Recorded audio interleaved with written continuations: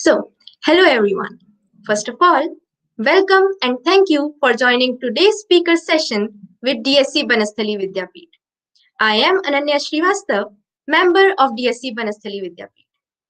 So, if this is your first time in a DSC event, let me introduce DSC to you. Developer student clubs are college communities run by students who encourage their peers to generate a collaborative environment that has the potential to make real world solutions. And DSC Banasthali Vidyapith is one among them. We are so glad to have Dr. Sabyasachi Mukhopadhyay as the guest speaker for today's speaker session. Dr. Mukhopadhyay sir is the Faculty of Business Analytics and Statistics at Maulana Abul Kalam Azad University, West Bengal. He is also the former Assistant Professor of Business Analytics at BIMS Kolkata.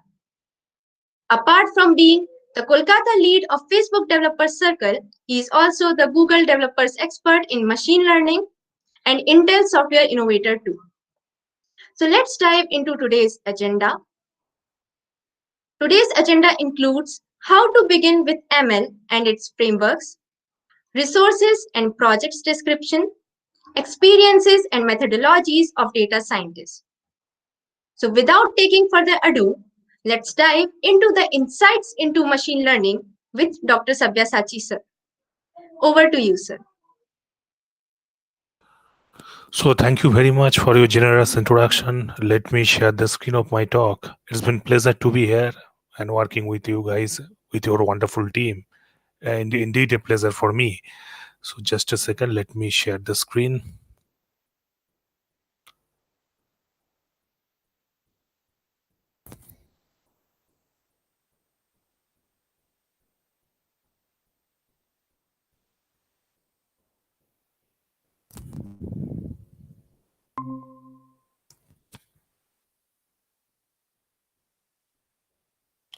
Let me know once the screen becomes visible in front of you.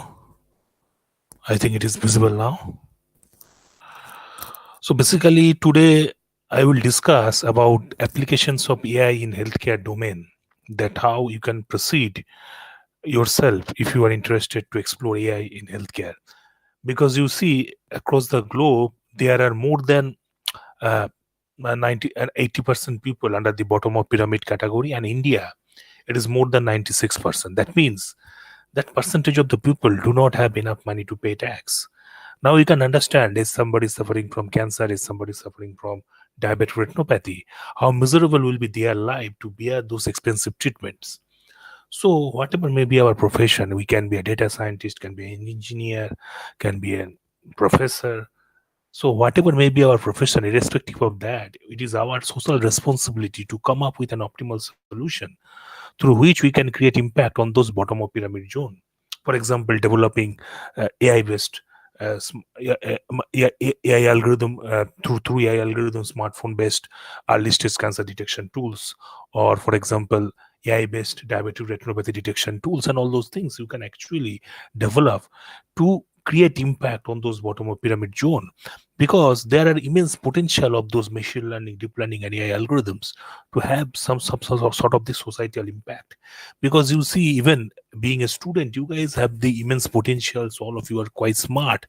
Now it is our now responsibility to think that in such an applicable way, that how we can bring those technologies as a product, in a product format in the market, such that it can have a huge impact on those bottom of pyramid area.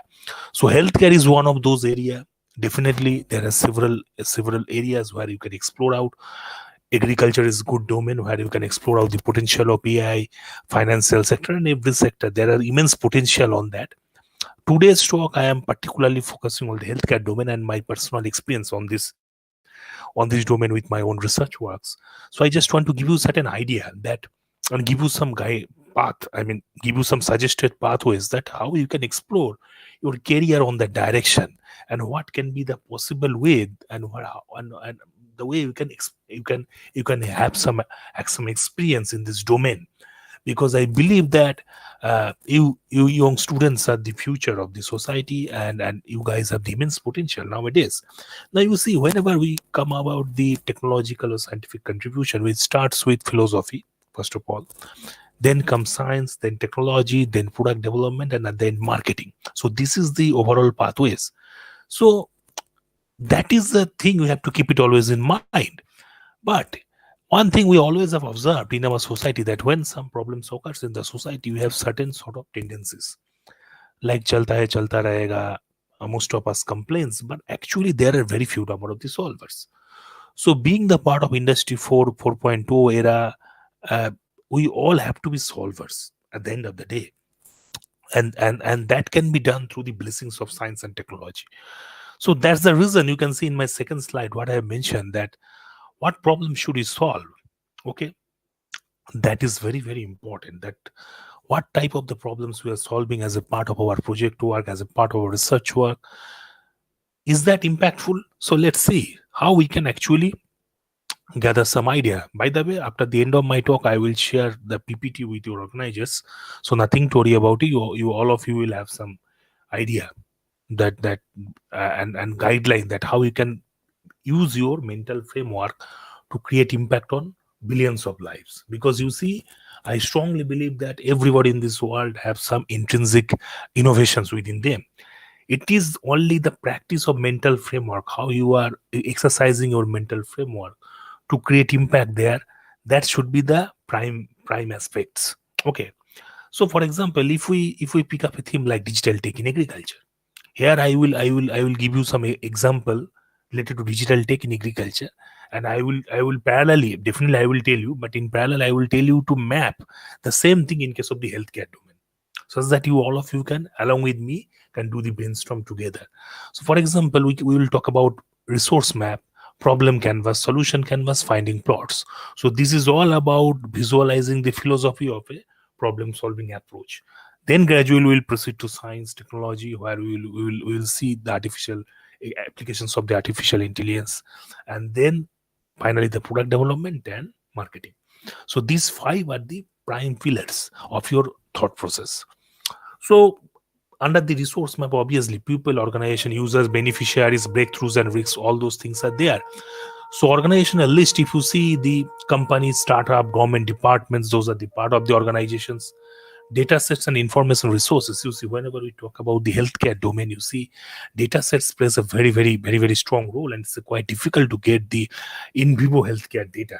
It's not an easy task to do, because you have to convince doctor and tell them that your technologies, whatever you are using, that is completely non-invasive to human body, and then they will give you permission to collect the data, and then you can actually develop your optimized algorithm on the basis of that. So but definitely you can say that whether can we download the data from Kaggle or GitHub, definitely those are the very potential options to download data sets from there. But it is always remember that it is always good to, in the time of prototype development, if you download data sets from those websites, that is fine. But if you want to come up with a real world product, you require to develop something by tying up the positive collaborations with doctors.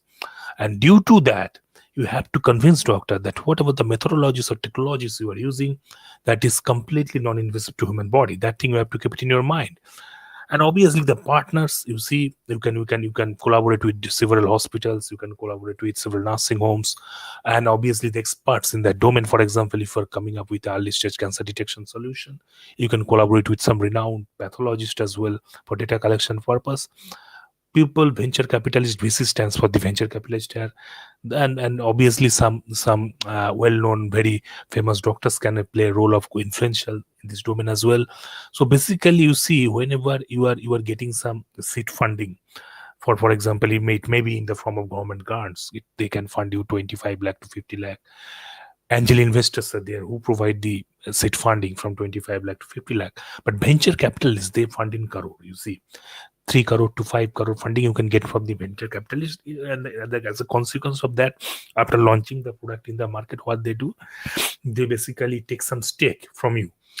And obviously you can actually solve the known published challenges provided by the United Nations, get Bill Gates Foundations, National Science Foundation, NIH, and obviously in our India, DVT and DST is a good resource of all those published challenges, where you can explore out your potential to find out the optimal solutions.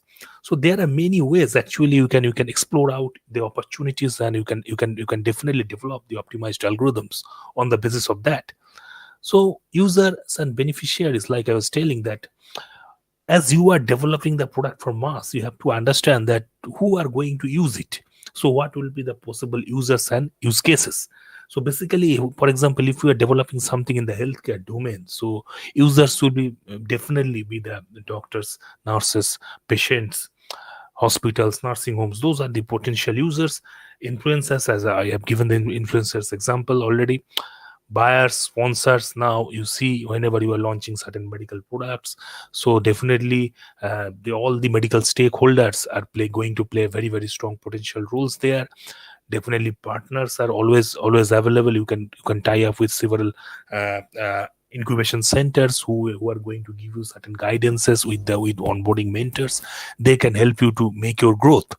But along with that, one thing you have to keep it in your mind, that what are the new things you are doing apart from the existing stuffs. So that is the area where you require to do certain research, and definitely you have to talk with the experts. It can be you can take help from certain data scientists. You can take help from certain renowned businessman who has the idea of exploring business in that domain. So they are all going to play a very very strong crucial role out there. And definitely always remember that mentorship stake in general, it is 1% to 3% stake in generally mentor takes. And you have to, first of all, you have to identify that is there any area at all, whether that particular business area has been saturated or not. You have to take a guess on that as well. Because you see, whenever you are coming up with certain product, you have to find out the proper go to market strategy. Okay, and due to that, you have to check that whether your product is innovative or not, because innovations had some value. We call the value added entrepreneurship. So in that case, you can find out whether you are doing certain value added stuffs or not. And in healthcare domain, you have lot of options of doing that, because low cost affordable healthcare is a prime aspect. Remember that nothing comes in this world in a free mode. You see, you have to pay something. And definitely, if you can bring, because that is required for your sustainability purpose. Okay, any sustainable business model, you are not charging something bigger amount. You are charging a very small amount as a payback of your innovation. So that can be affordable to others as well. That thing you have to keep it in your mind. Now, while making your entrepreneurial journey, you have to see breakthroughs, benefits, and risk factors. Now you see breakthroughs, parallel tech trends. What are the parallel technologies are going on? Now, in case of the parallel tech, I want to say that we all know that we capture data through sensors, right? For example, nowadays IoT devices are all around. So once you are capturing data, you are storing the data in cloud. Okay, and as you are storing the data in cloud, your cloud-based analytics are going on. You are getting real-time result on your smartphone-based uh, devices. Okay, now smartphone devices.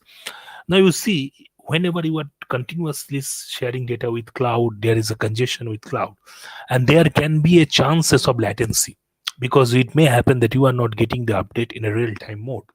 So due to that, what you can do as an alternative way, you can go for utilizing the low processor devices. So low power processor devices like smartphone. So this is the benefit of the edge computing. You see, being a part of DSC, I guess you guys are quite aware of you all know TensorFlow, but I believe you guys are also aware of the TensorFlow Lite, which Google has launched a couple of years back, and it has a humongous potential to be explored out in case of the edge computing. So those things you have to take care of, because nowadays, whatever the devices, if you have seen that any iOS devices which are coming up, they has the two particular benefits. One is the cloud-based approach, another one is your edge computing-based approach. So those things you have to be very, very careful enough. And along with that, the benefits impact. I mean, you have to be very, very careful about the impact, what type of the impact you are creating.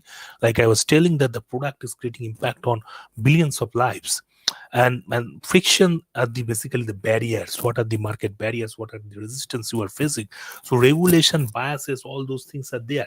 So regulations means you have to be very, very careful that sometimes being that some of your friends may come up with an excellent idea with some drone based applications, but in India there are certain rules and protocols, certain restriction of using drones.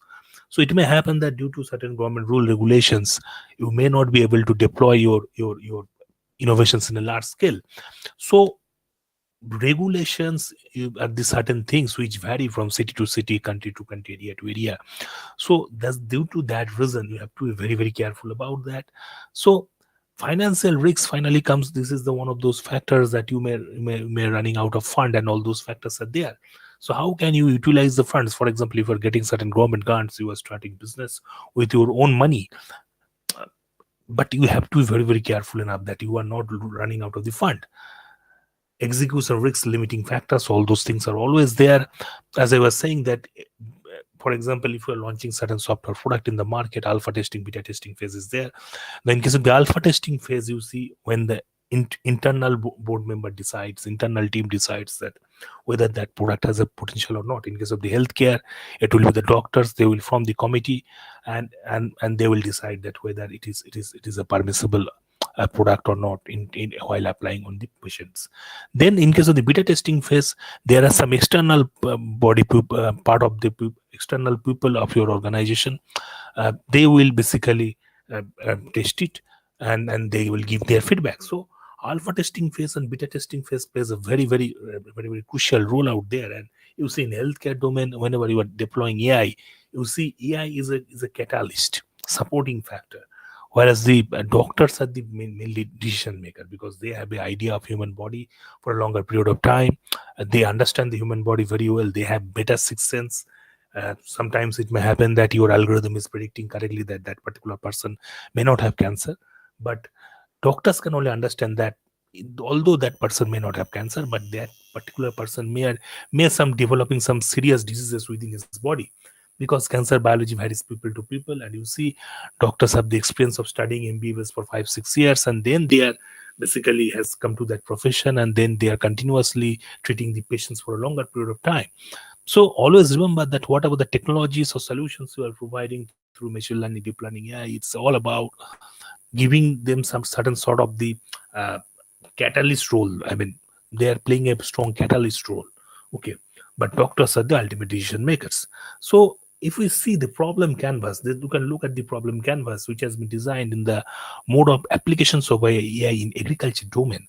So technology, sensors are the resources of data. AI, where you do the classification stuffs, prediction stuffs, and then crowdsourcing is another way of collecting data as well. And problems, greenhouses, crop prediction, farmer finances, weather stations, these are the very common problems if you see in the agriculture domain.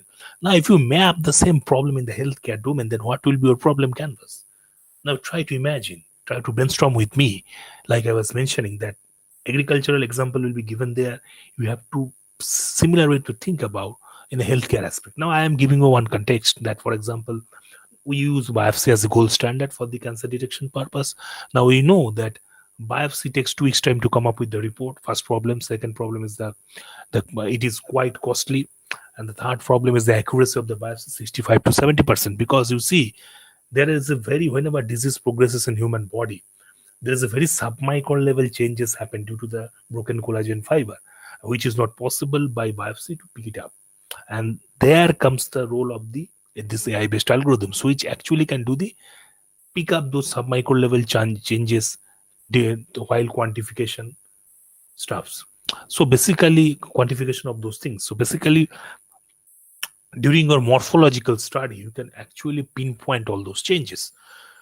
So these are the three problems which I have highlighted: cost factor, accuracy factor, time factor. Now you will see in the next slide the solution canvas, how we can get rid of those problems. So cost, time, impact, those are the constraints you see. So basically, and if you see the scenarios, greenhouses with respect to sensors, greenhouses, AI. So these are basically AI based scenario in agriculture domain. But if we map the same thing in case of the healthcare, then what are the scenarios you can actually imagine? In case of the solution canvas, as I was saying, that cost and time are the quite factor, and you have to keep in mind the impact. So given cost and given provided the time, what are the solutions you are actually bringing up down on the table? So that is very very important. That, for example, whenever somebody is funding you, you are getting certain grants, you will be given certain time, for example, of at a max of 2 years to 3 years period of time will be there. and within that you have to utilize that grant in a proper manner, such that you should not run out of the fund. Now you have to also report to your granting agency time by time. Now if you see that, if you imagine like in this way, that one of the solutions, for example, you have developed this some smartphone based AI based algorithm on your smartphone, and you can detect the diseases, for example cancer, and then what are the solutions you are actually providing. For example, if you are providing accuracy nearby 95% through your smartphone device, so basically it will be one advantage. Okay, one aspect. Second, what will be the second aspect? The second aspect will be you are generating the report within few minutes. Okay, and third one, which is the low cost approach, because whatever you are doing, you are maybe giving the solution that is SaaS model, software as a service. So that is another low cost model. So as a consequence of that, you can understand that you are following up the three pillars. You are following up the three main problems related to biopsy. You are solving them. So as a consequence of that, you are actually being able to create impact on those bottom of pyramid zone, or the creating impact on the billions of lives, which are very, very important. And now if you look at the finding flaws, if you see there is a cost and given time is there. So under the given cost and time, what are the optimized solutions you are providing? If you look at them, then you then you will be able to understand that whether you are being able to make a timely progress, and by using proper utilization of the fund. So every picture will be cleared with this finding plot figure. That is the reason that once your philosophy is clear to you, that what you actually want to do, what are the barriers, what are the solutions you are providing, and who are the who will be the beneficiary from your product, then you are on a right track. So these are the milestones you can achieve: map of users, resource requirements, dependencies, risks and workarounds, steps and decision points. These are the milestones you have to achieve while doing a successful deploying a successful project for mass benefit purpose. So this is the guides. If you see the Helmer question, these are the 9 pertinent questions has been raised by Helmer. Like in science, people worship Einstein. In technology domain, people worship Helmer because he has one of the most number of the patents in the technology domain, and one of his prominent applications, all of you know, that is LCD liquid crystal display, has been developed by him. So he has raised these 9 questions. If you can answer all these 9 questions, you are actually on a right track while executing a meaningful project. So first of all, what are you trying to do? Articulate objectives without using jargon. So once you can express yourself without using any jargon, that means you are on a right track. Second one is, how is it done today and what are the limits of current practice? That is very, very important, and that is the area where you require to do research. Okay, and next is the what's new in your approach and why do you think that it will be successful. That is very, very important, that what are the different thing you are doing than the existing thing in the market. That is very, very important.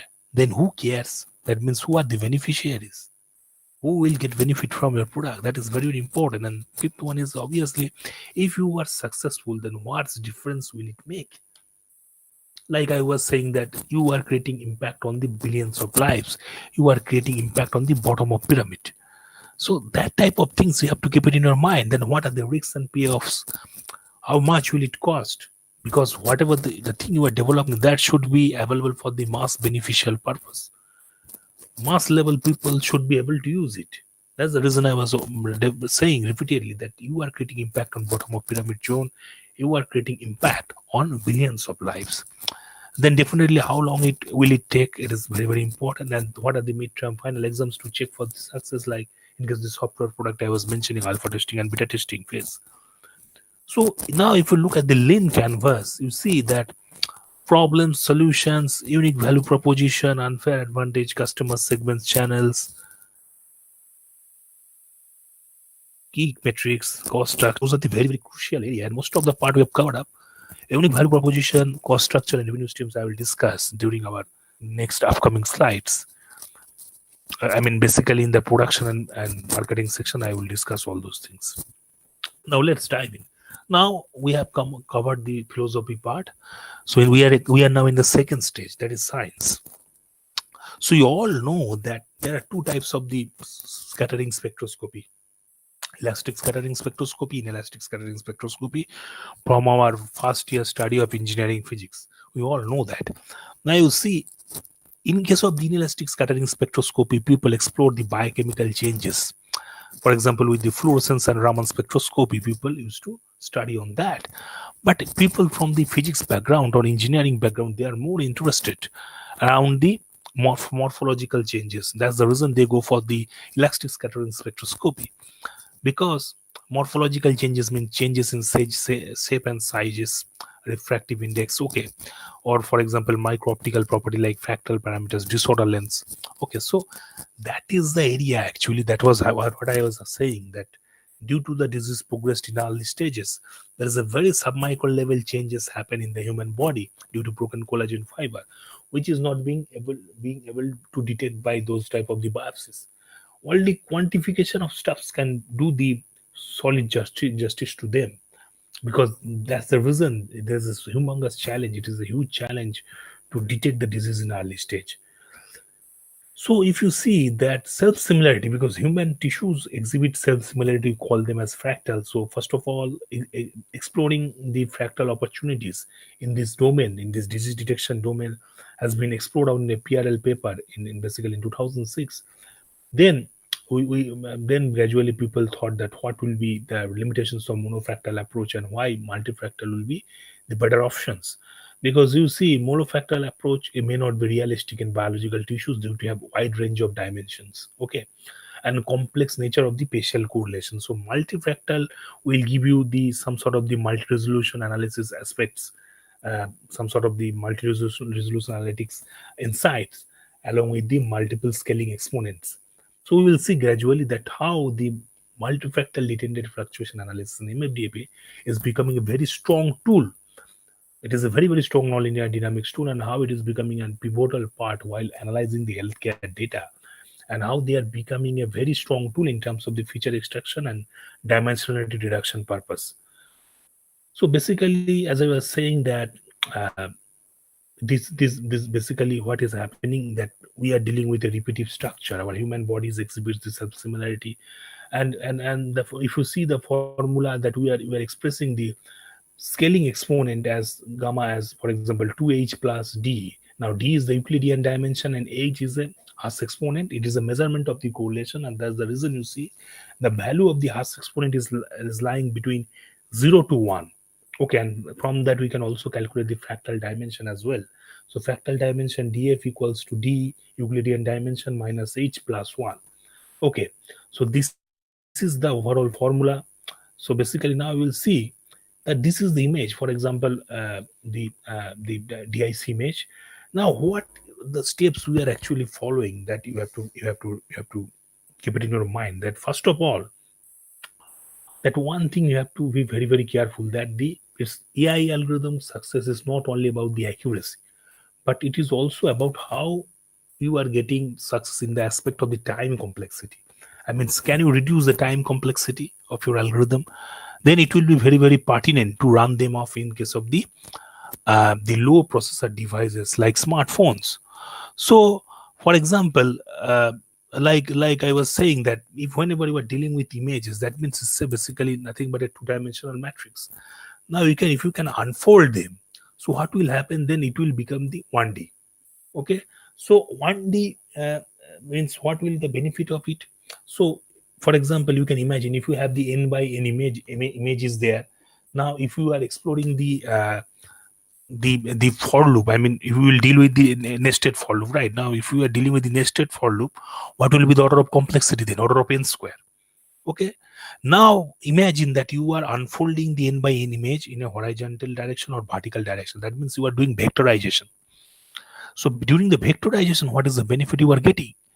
So due to the vectorization, now your order of complexity from order of n square has been reduced to order of n.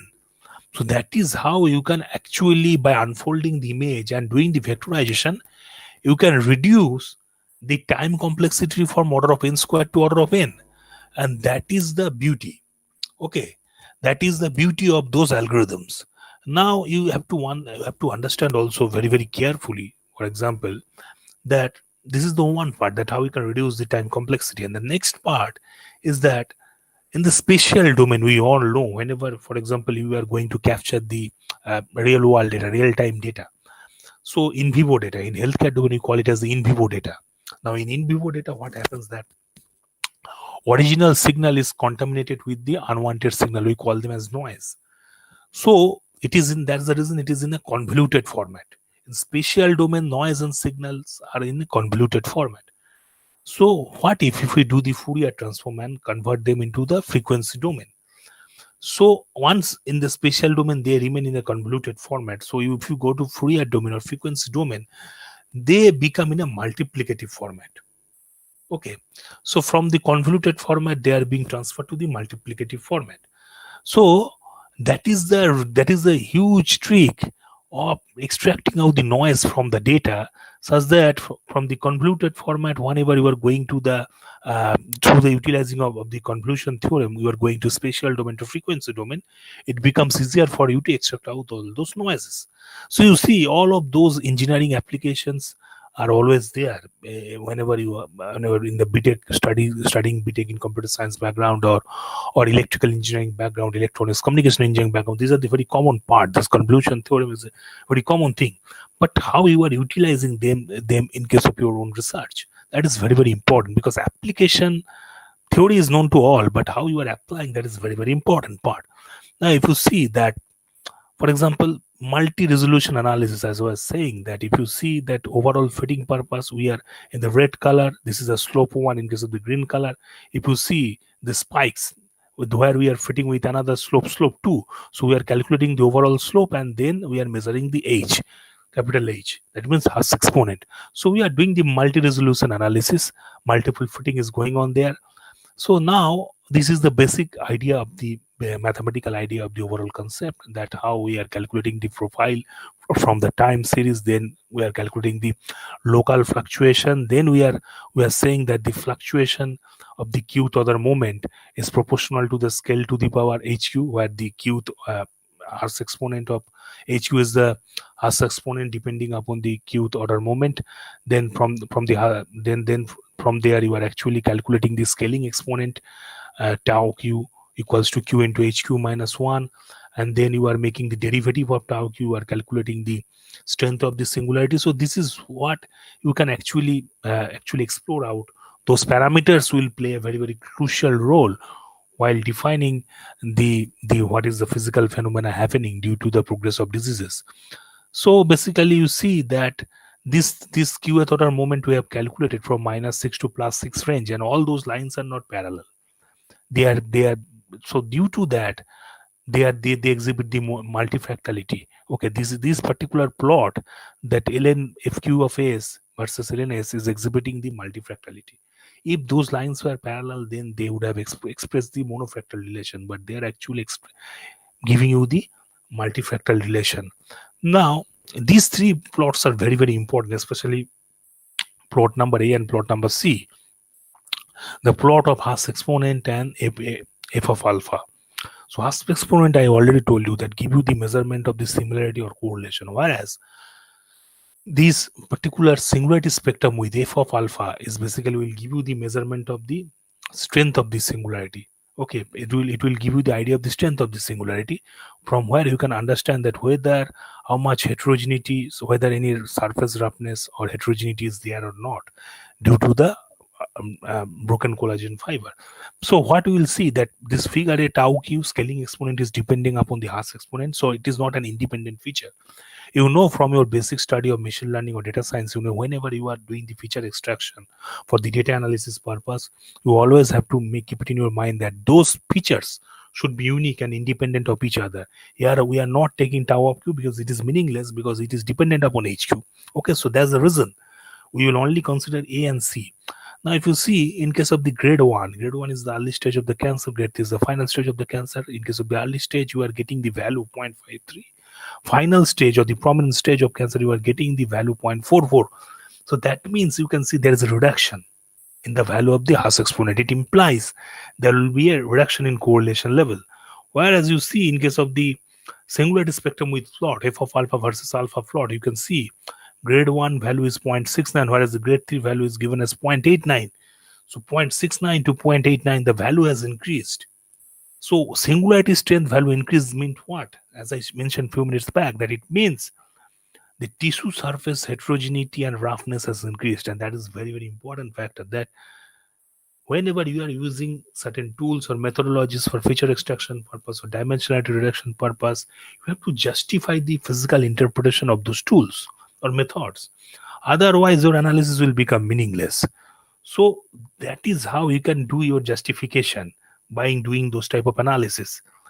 And then what you are doing, you are basically, this was a example of the one sample. So after considering the multiple samples, you can calculate the plus minus standard deviation, and then you can say that whether those values are giving some meaningful insight or not. So that is important. I mean, from a single sample, you can't make any conclusion. So if you see grade 1, grade 2, grade 3 for the norm values, for example, you can see there is a decreasing trend. That means grade 1, grade 2 are the early stages of the cancer, whereas the grade 3 is the final stage. So you can see 0.54 to 0.53 along with their standard deviation value, it has decreased. Whereas the singularity spectrum width, if you see, the value has increased. So that means the more higher grades you will grow, the correlation among the tissues will decrease because of the progress of the diseases. And due to the broken collagen fiber, surface heterogeneity will increase as you go more in case of the higher order. But if you see that apart from the mean values, due to the standard deviation value, there is an overlapping. So due to this overlapping, you are not being able to classify them. So to classify them, you require to deploy machine learning. So this is the overall scheme of extracting multifractality from light scattering spectra. If you see, so electric scattering spectra from tissue, so you are doing the Fourier domain pre-processing. Okay, then what you are doing, you are deploying MFDFA there, and you are extracting out these two features. Okay, strength of multifractality, that is sigma, and as exponent value HQ equals to 2. That means now if you see, this is the overall experimental setup, example of the experimental setup, what we have done in case of the in vitro testing. Because first of all, you have to do the dark room experiment in optics. So all of you may be aware of the dark room experiment are being done, such that some unwanted light should not interfere the original signal, or for example, some stray light should not interfere it. So once your experiment with for example, this type of the in vitro experiment gets success, then we go for the in vivo deployment, where you are in open air, you do collect the data from your smartphone, you do the analytics and all those things. But as I told you, that in open air there are always chances of getting contamination of the stray light. So that's the reason you always have to do the Fourier pre-processing is very, very important, because in spatial domain, signal and noise are in a convoluted format, whereas in Fourier domain, if you go, they will become in a multiplicative format. So it becomes quite easier for you to extract those noises. Now, if you see, this is all about the wavelength versus intensity informations. And as I was telling, that whenever you are going to doctor for the medical trial purpose, you have to make sure that those are completely non-invasive to human body. So due to that, we're strictly following the white light spectroscopy range. So white light spectroscopy range means the wavelength range will be from 400 nanometer to 700 nanometer. Now this is the overall setup. You see the light is hitting the target. You see, whenever you are sending light, the tissue sample, some portion of the tissue will absorb that light. For example, lipid and protein part will absorb some portion of the light, and rest of the light will be reflected back. That we call the backscattered. In a similar concept, this is a very prominent concept of the optics, very basic concept of the optics, or even in computer vision, you can find that type of concept, that whenever you are shining light to any target, it will hit the target will absorb some sort of light, and rest of the light will be backscattered or scattered. That light, backscattered light, or the reflected bad light, you will capture through your spectrometer. Now that particular light actually consists of or encoded with the information of the target. So for example, if you are finding out the oral cancer or skin cancer like that, so what will happen, that light will hit upon the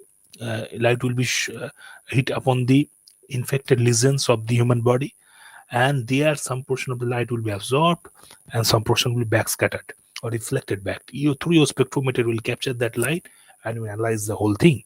So this is how you can actually explore out the backscattering factor of the light. So this is how we have done the sample preparation, all those things, and this was the experimental detail. Now we will see that what are the uh, I mean with respect to healthy tissue. Normal stands for the healthy. So with respect to healthy tissues, how the value of the correlation are deviating in case of the grade 1, grade 2 and grade 3 cancer. So in case of healthy, it is 0.63, grade 1 0.56, grade 2 0.48, grade 3 0.41. So value is decreasing from normal to grade 3, and singularity spectrum with, you see, the value is increasing from normal to grade 3. So that means that correlation level or the similarity level will decrease the more you will go for the higher grades of cancer, but the singularity spectrum width will increase. You will go to the more higher grades of cancer. So that means due to the broken collagen fibers, tissue surface heterogeneity will increase. So doing the multiple sample analysis, we have done in case of we have tested the healthy cases. We have gone through the early stage of cancer like grade 1, grade 2, and we have checked out the final stage of cancer as well. So we can say, after doing the multiple sample analysis, that this is the trend we are observing continuously. So now if we deploy the machine learning upon it, so basically support vector machine, if you see, this is one of the most important tool in 1997 deployed by the Vatnik. It was a wonderful concept. So after the threefold cross validation, if you see testing data, during building of the testing data, we are using, building of the training data set, we are using the singularity spectrum with an Haas exponent. Then we are building the training data set, we are doing the threefold cross validations. Then what we are doing, we are basically taking some unknown samples. We are basically doing the threefold cross validations, and we are checking whether the output is whether it is a normal, grade 1, grade 2 or grade 3. So this is how you are using this support vector machine. And if you see the outcome, it has been, if you look at the bar chart, if you look at the diagonally, it is giving you the correct accuracy. For example, in case of the health normal cases, it is being detected by 98.5% accuracy, whereas grade 1 57.14, grade 2 55 and grade 3 with 100% accuracy. But if you see, the normal is being wrongly predicted as grade 1, it is 1.5%.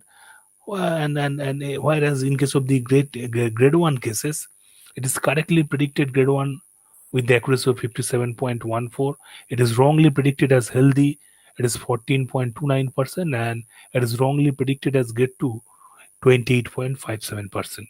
Whereas in case of the grade 2, it is correctly predicted as 55%, wrongly predicted as grade 1 35%, wrongly predicted as healthy tissues 10%. But whereas in case of grade 3, you can say 100% accuracy we are getting.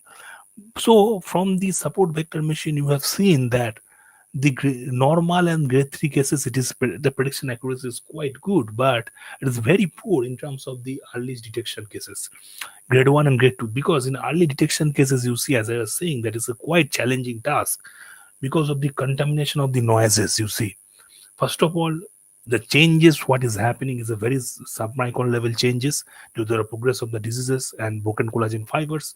And secondly is there is a very noisy situation is there, because in open air, whenever you are collecting data with your smartphone, so what is happening, there is so much contamination of the stray lights with the original signals, and due to that, your signal is in a highly noisy zone. So what will be the possible solutions? Because we have tried out with several types of the algorithms, combinations of the algorithms. Like here we have explored out the MFDFA SBM hybridized algorithms. In the next case, I will show you, I am just giving you some sort of the algorithms which have given us the prominent results. So we are not biased to any tools. Let me tell you, in the science and technology, don't be biased with any kind of tools. You have to, in open-minded, you have to try out with different kind of algorithms, and whatever will give you the better result, you have to accept it, but you have to interpret it as well, that why it is getting this success, and if somebody is not doing good, why it is not doing good. So in case of the noisy system, we always have seen that Bayesian statistics is going to play a very strong role. Even in people, those who do the experiments with the optical tweezers in their lab, you can see that they often go for the Bayesian algorithms. So in hidden Markov model will give you that type of success. So if you see, this is the testing data. So Haas exponent and singularity spectrum with information is there. How we have built the training data set, and now whenever you are doing the testing. So basically, emission probability distribution, initial state probability, and transition state, those informations you have to give into the system. And finally, due to the maximum likelihood classifier, you will get the proper outcome, that whether you are getting the how much accuracy you are getting, you will come to know. So after doing that, if you see in a similar fashion, you can see normal and grade 3, it is getting 100% result. But in case of the grade 1 and grade 3, grade 2, in case of the grade 1, it is correctly predicted as grade 1 85.45%, it is wrongly predicted as grade 2 14.54%, whereas it is correctly predicted grade 2 as 78.57%, whereas it is wrongly predicted as grade 1 21 point, it is wrongly predicted as grade 1 21.43%. So you can see that the accuracy level has improved significantly in case of the grade 1 and grade 2. So unlike the earlier cases, we are getting the accuracy, for example, 55 around something. Now we are being able to achieve the accuracy level around 80-85%. So this is how we have seen that in case of the multi-class classification task, we are being able to achieve the higher accuracy with the hidden Markov model. And there to that, Bayes theorem plays a very, very strong role. So those students who are planning of your career in machine learning direction, data science direction, make sure that you have a very strong grip on linear algebra along with the statistics. Okay, that will build your fundamentals, because you see Bayes theorem is based upon the hidden Markov model is based upon the dynamic Bayesian model, and you see in Bayesian model is completely based upon the conditional probability. So you can see how the basics of the statistics, probability, linear algebra plays a crucial role out there.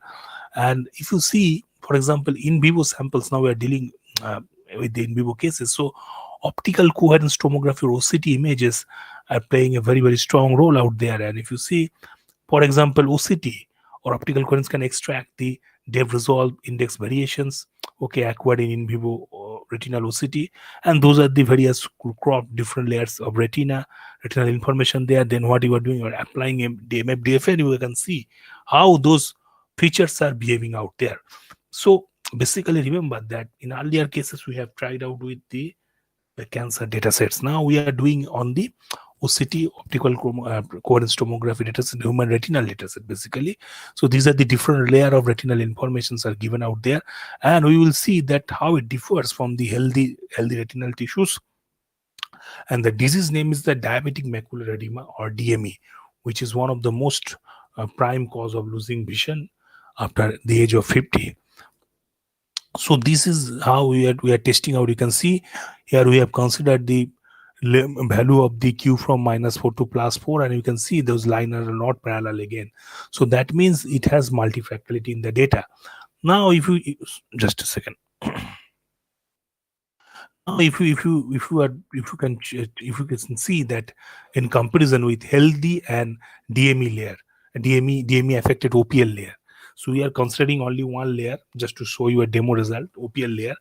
So in these cases, if you see that in case of healthy OPL, you are getting 0.61. In case of the DME affected OPL, you are getting 0.52.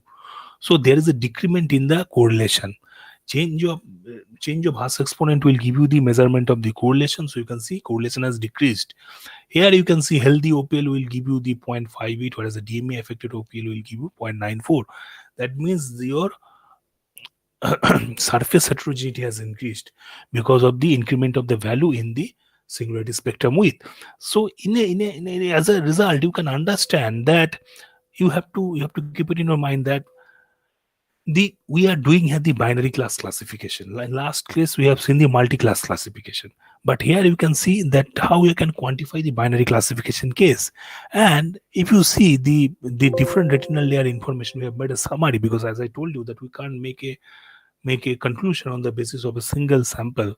So once you are doing a summary, if you see NFL, GCL, IPL, OPL, ONL layer and choroid layer, if you see healthy and AMD means age-related macular degeneration. So 0.87, 0.66, 0.81 along with the standard deviation. But if you compare that, the value has decreased all the cases in comparison to healthy. So you can understand that due to broken collagen fiber, there will be reduction in correlation among the tissues. This is the one conclusion. And the second is all about that the increment in that tissue surface heterogeneity, which will give you the idea from the sigma value, strength of singularities by strength of multifractality. Okay, or the strength of singularity spectrum.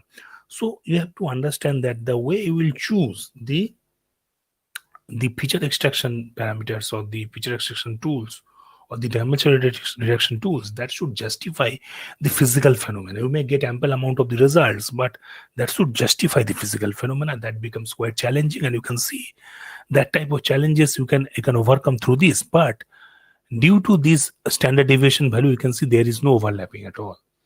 So as there is no overlapping, unlike the earlier case, there was overlapping, you have to deploy the machine learning.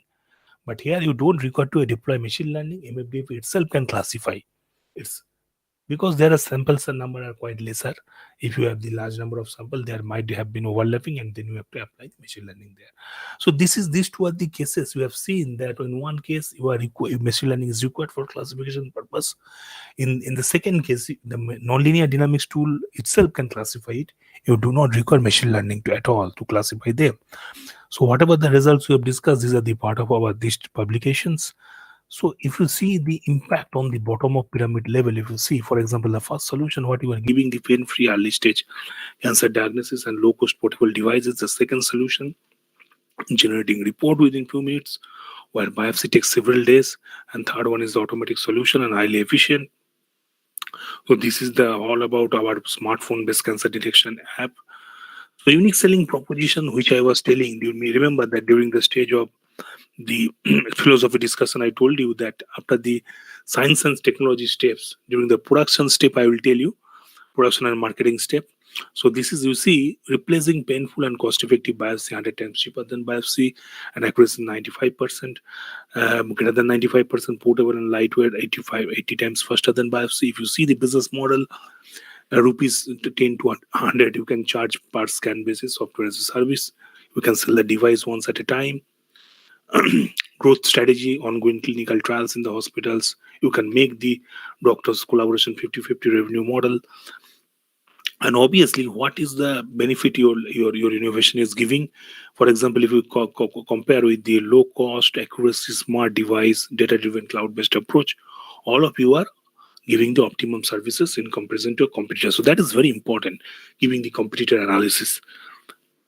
Then obviously our research has been highly appreciated by the media. For example, G News, Orissa TV, News World India, NewsX, Yahoo News, Nature India. So these are basically we are the first group across the globe who deployed this type of approaches for the early stage human eye disease detection purpose. Then obviously the newspapers like the Hindu, Business Standard, Indian Express, the Economic Times, and the cancer research success also get the highest success. For example, the Hindu, Business Standard, Indian Express, Analytics India magazine, which have highlighted our success.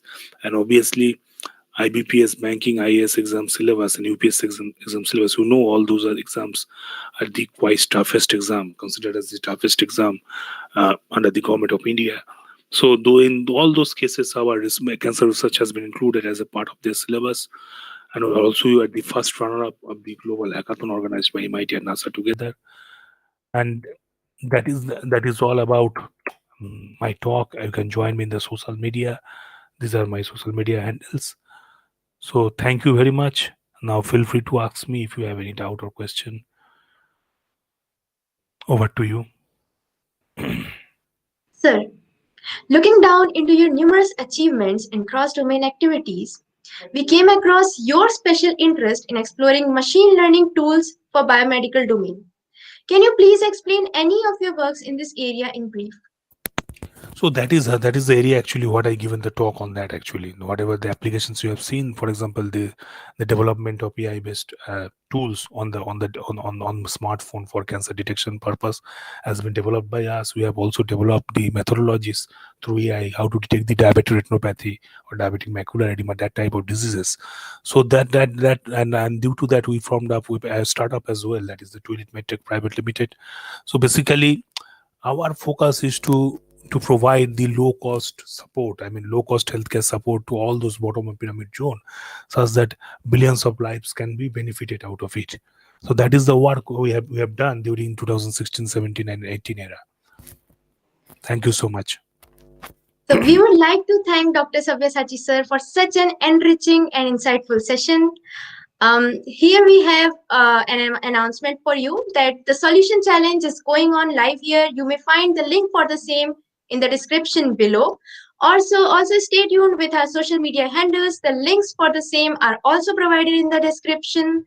Thank you so much, everybody, for joining us today. And we wish to see the same zeal and enthusiasm for the upcoming session we are having on 23rd of February. Till then, see you there, everybody. Have a good day. Thank you. Thanks for the invitation. Thank you so much.